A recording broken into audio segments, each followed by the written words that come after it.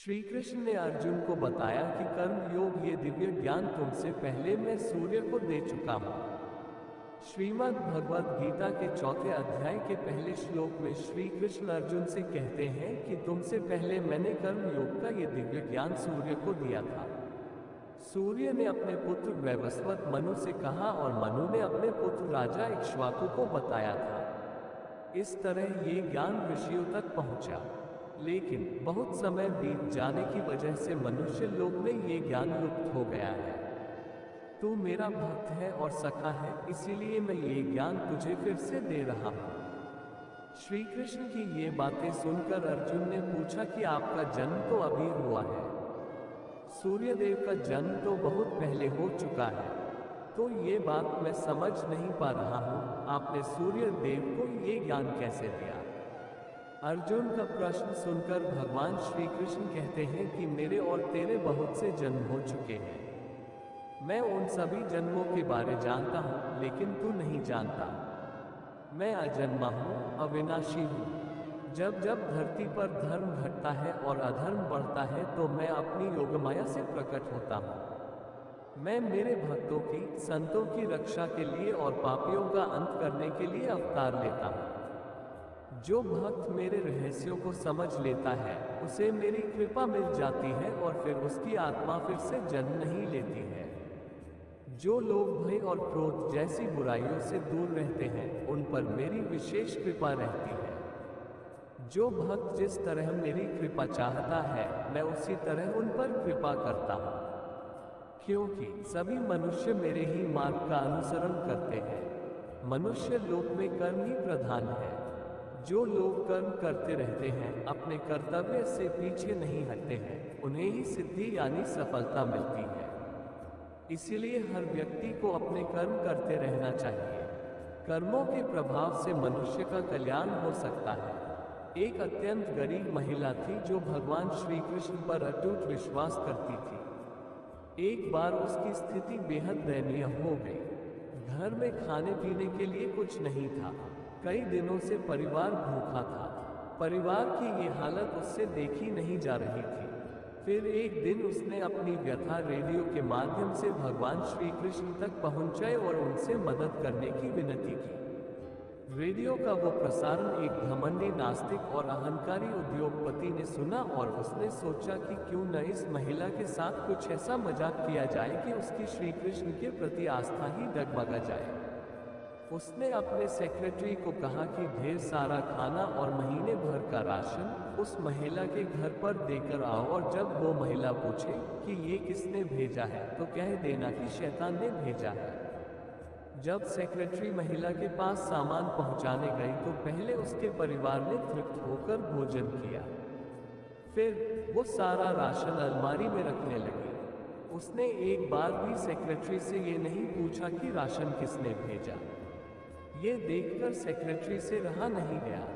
तब उसने महिला से कहा कि क्या आपको इस बात की कोई उत्सुकता नहीं है कि ये राशन आपके पास किसने भेजा है?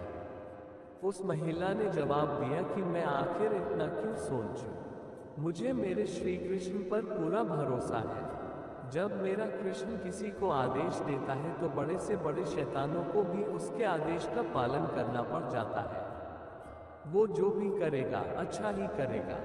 इस कहानी से हमें ये सीख लेनी चाहिए कि आप किसी भी हालात में क्यों न हो, ईश्वर पर अपना अटूट भरोसा कायम रखिए।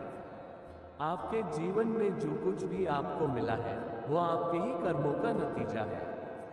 लेकिन जब भी आपको उस ईश्वर की जरूरत होगी और उसे दिल से याद करेंगे तो वो आपकी मदद किसी न किसी रूप में जरूर करेंगे। सुदामा श्री कृष्ण के बचपन के मित्र थे। ऐसा माना जाता है कि सुदामा ने कृष्ण से मिलने और उनके कार्यों में भाग लेने के लिए तैयार होने के लिए पृथ्वी पर जन्म लिया था। उन्हें भगवान विष्णु का सच्चा भक्त भी माना जाता है। जब सुदामा कई वर्षों के बाद कृष्ण से मिले तो वह पूरी घटना अविस्मरणीय और मार्मिक है। आज भी जब हम उस वक्त को याद करते हैं तो उन दोनों की दोस्ती, एक दूसरे के लिए जो प्यार था, उसके बारे में सोचकर हमारी आंखों में आंसू आ जाते हैं। भगवान कृष्ण और सुदामा बचपन के मित्र और गुरुकुल में सहपाठी थे और उन्होंने गुरु सांदीपनि के मार्गदर्शन में अध्ययन किया था। उनकी शिक्षा पूरी होने के बाद वे अलग हो गए, लेकिन न तो कृष्ण और न ही सुदामा अपनी दिव्य मित्रता को भूल पाए। कृष्ण और सुदामा दोनों बड़े हुए। सुदामा और उनकी पत्नी गरीबी से जूझ रहे थे, लेकिन वह धार्मिक मार्ग के प्रति समर्पित थे, लोगों को धार्मिक मार्ग सिखाते थे। इस बीच भगवान कृष्ण द्वारका के राजा बन गए। जब सुदामा और उनका परिवार गरीबी से बहुत पीड़ित था और उनके पास अपने बच्चों को खिलाने के लिए पैसे नहीं थे, तो उनकी पत्नी वसुंधरा ने सुदामा को उनके बचपन के दोस्त कृष्ण की याद दिलाई। लेकिन सुदामा ने केवल मदद के लिए यात्रा करने से इनकार कर दिया, क्योंकि वह कृष्ण का सच्चा भक्त था और नहीं चाहता था कि वह स्वार्थी महसूस करे, क्योंकि वह वास्तव में एक शुद्ध और आध्यात्मिक ब्राह्मण था।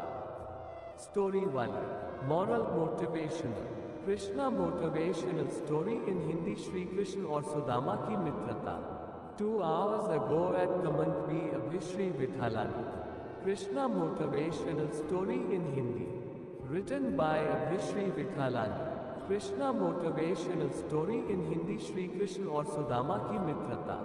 कृष्ण और सुदामा की कहानी। Krishna motivational story in Hindi. Shri Krishna और सुदामा की मित्रता हमें इस दुनिया में दोस्ती का वास्तविक अर्थ और मूल्य सिखाती है। हमें हमेशा अपने दोस्तों की मदद करनी चाहिए, चाहे उनकी आर्थिक स्थिति कुछ भी हो। सुदामा श्री कृष्ण के बचपन के मित्र थे। ऐसा माना जाता है कि सुदामा ने कृष्ण से मिलने और उनके कार्यों में भाग लेने के लिए तैयार होने के लिए पृथ्वी पर जन्म लिया था। उन्हें भगवान विष्णु का सच्चा भक्त भी माना जाता है। सुदामा का जन्म एक निम्न आय वाले परिवार में हुआ था। सुदामा और कृष्ण दोनों अविभाज्य थे। आज तक उनकी एकता ग्रह के आगे सच्ची मित्रता का एक उदाहरण है। अक्सर फ्रेंडशिप डे के शुभ अवसर पर उन्हें याद किया जाता है। एक साथ पढ़ाई खत्म करने के बाद कई सालों तक संपर्क टूटने के बाद भी उन्होंने दोबारा मिलने की उम्मीद नहीं छोड़ी। सुदामा के दिल और आत्मा में हमेशा भगवान कृष्ण थे और वे तब तक उनके बारे में सोचते रहे जब तक वे दोबारा नहीं मिले। जब सुदामा कई वर्षों के बाद कृष्ण से मिले तो वह पूरी घटना अविस्मरणीय और मार्मिक है। आज भी जब हम उस वक्त को याद करते हैं तो उन दोनों की दोस्ती, एक दूसरे के लिए जो प्यार था, उसके बारे में सोचकर हमारी आंखों में आंसू आ जाते हैं। भगवान कृष्ण और सुदामा बचपन के मित्र और गुरुकुल में सहपाठी थे और उन्होंने गुरु सांदीपनि के मार्गदर्शन में अध्ययन किया था। उनकी शिक्षा पूरी होने के बाद वे अलग हो गए, लेकिन न तो कृष्ण और न ही सुदामा अपनी दिव्य मित्रता को भूल पाए। कृष्ण और सुदामा दोनों बड़े हुए। सुदामा और उनकी पत्नी गरीबी से जूझ रहे थे, लेकिन वह धार्मिक मार्ग के प्रति समर्पित थे, लोगों को धार्मिक मार्ग सिखाते थे। इस बीच भगवान कृष्ण द्वारका के राजा बन गए। जब सुदामा और उनका परिवार गरीबी से बहुत पीड़ित था और उनके पास अपने बच्चों को खिलाने के लिए पैसे नहीं थे, तो उनकी पत्नी वसुंधरा ने सुदामा को उनके बचपन के दोस्त कृष्ण की याद दिलाई। लेकिन सुदामा ने केवल मदद के लिए यात्रा करने से इनकार कर दिया, क्योंकि वह कृष्ण का सच्चा भक्त था और नहीं चाहता था कि वह स्वार्थी महसूस करे, क्योंकि वह वास्तव में एक शुद्ध और आध्यात्मिक ब्राह्मण था। सुदामा अंततः भगवान कृष्ण को संतुष्ट करने के लिए यात्रा करने के लिए सहमत हो गए। वह कपड़े के टुकड़े में कुछ पीटे हुए चावल बांधकर वहां से चला गया, क्योंकि उसे याद आया कि कृष्ण को पीटा हुआ चावल बहुत पसंद था। कृष्ण और सुदामा की दिव्य प्रतिज्ञा। श्री कृष्ण ने सुदामा से पूछा, क्या तुम मेरे मित्र बनोगे? वह आत्मा कितनी भाग्यशाली है जिससे प्रभु स्वयं मित्रता मांगते हैं। सुदामा को अपनी निम्न स्थिति का एहसास होने के कारण संकोच हुआ। उन्होंने कहा, लेकिन मैं एक गरीब ब्राह्मण हूँ और आप एक राजसी हैं। हम कभी दोस्त कैसे बन सकते हैं? जरूरत के समय दोस्त एक दूसरे की मदद करते हैं, लेकिन मैं आपको कुछ भी नहीं दे सकता। श्री कृष्ण ने कहा, बस मुझसे वादा करो कि चाहे कुछ भी हो, हम हमेशा दोस्त रहेंगे।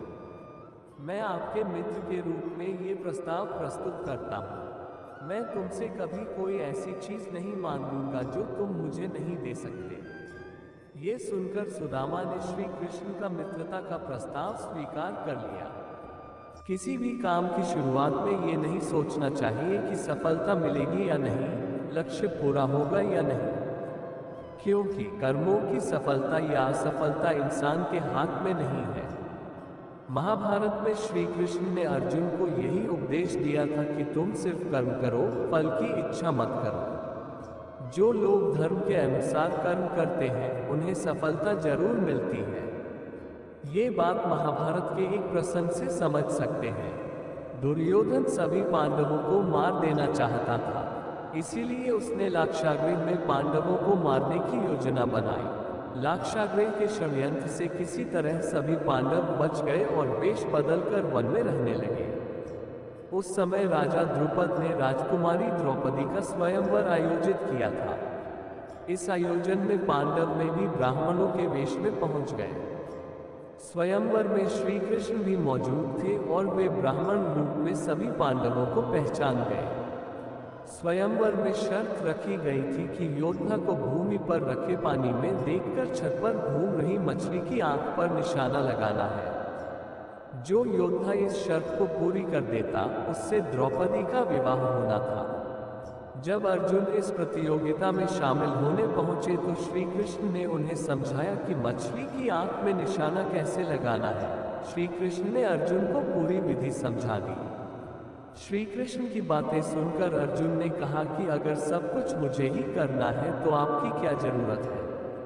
श्री कृष्ण बोले कि तुम सिर्फ वह करो जो तुम्हारे वश में है और मैं वह करूंगा जो तुम्हारे वश में नहीं है, यानी मैं हिलते हुए पानी को स्थिर करूंगा ताकि तुम्हें निशाना लगाने में परेशानी ना हो। तुम सिर्फ बेहतर से बेहतर करने की कोशिश करो। श्री कृष्ण की बात मानकर अर्जुन ने बेहतर कोशिश की और उसने मछली की आंख में निशाना लगा दिया। इस प्रसंग की सीख यह है कि हमें अच्छी से अच्छी कोशिश करनी चाहिए। कर्म करते समय फल की इच्छा नहीं करनी चाहिए। अगर फल हमारे पक्ष में नहीं आता है तो निराशा का सामना करना पड़ता है। अपना काम पूरी ईमानदारी से करेंगे तो सफलता जरूर मिलती है।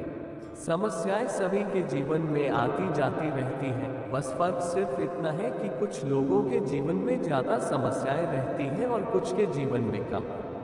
समस्याओं का सामना करते हुए जो लोग आगे बढ़ते हैं उन्हें सफलता जरूर मिलती है।